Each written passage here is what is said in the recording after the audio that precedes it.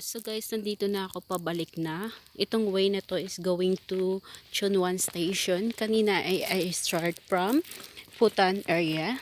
At ito yung view dito. So ganda, di ba?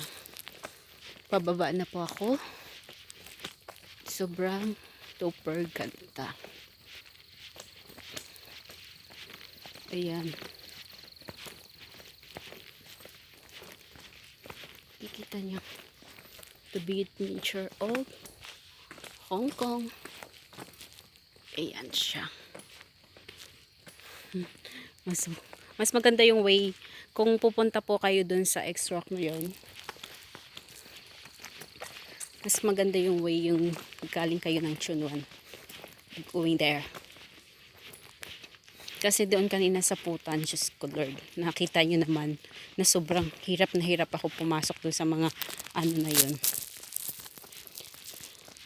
So malapit na ako pauwi. Around 4 o'clock siguro nandiyan ako sa Chunwan Station.